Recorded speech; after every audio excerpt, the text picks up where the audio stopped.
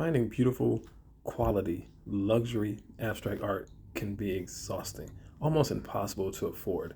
But today you're in luck because I'm going to show you how to make your very own textured abstract art for under $100. And you'll only need just 4 things to create your very own masterpiece.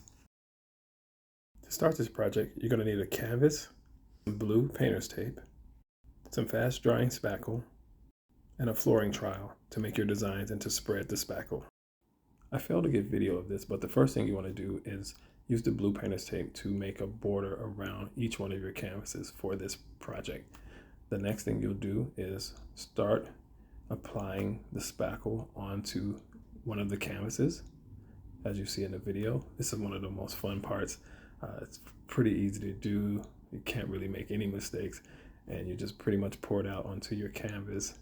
And now the fun begins. You want to take your trowel and start spreading it. On one end you have teeth, and on the other side you have a flat edge. I use the flat edge side to start spreading it around, and you get as much as you need to cover the base of the canvas.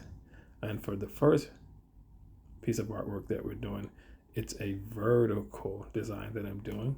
So as you can see, I use the trowel, the side with the teeth, to make a vertical line from top to bottom, and then I flipped it around to do the other side of the canvas.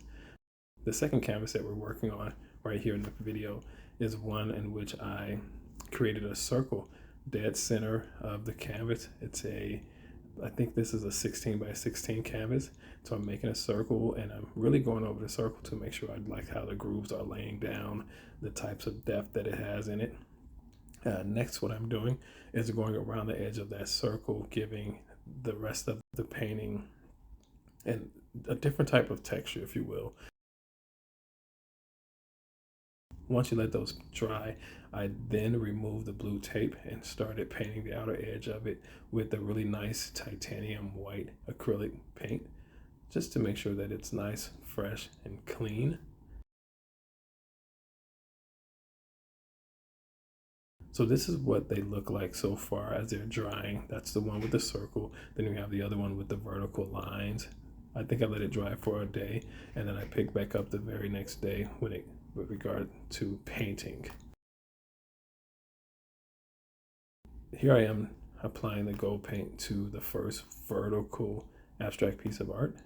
It seems relatively easy, and it is, but one of the things I want to remind you is that when you make grooves like this with the trowel, you have to make sure that the paint gets within all of the lines. There's a lot of cracks and crevices where the spackle will still show. And so you have to go over it 2 or 3 times sometimes to make sure that all of the paint is covering the white portions of the spackle. Here I am again, just going around the edge of the circle painting with more titanium white. And now it's time to start applying it to the middle of the circle. This one took a while as well because of the nature of all of those grooves, which I really love, by the way. I love it because each piece that you do, they will never be identical to another one. Even if you have the same design concept, they'll still have different variations on how the spackle laid down. But here I am removing the tape to reveal the border on the circle painting. And I noticed even in the video that I needed to go over the circle another time with another coat of paint because I saw some white coming through. Look at the glow on this painting so far. I was falling in love as I was doing it, and you can see how it pops against the white. I decided to make a third painting as well. So this one is what I would call like a sunset or a sunrise. It's like a half a circle at the bottom of the painting. And then I made a textured design where it looks almost like the sun it has like sun rays beaming from the sunset or the sunrise, depending on how you look at it. But it's another textured element that I love.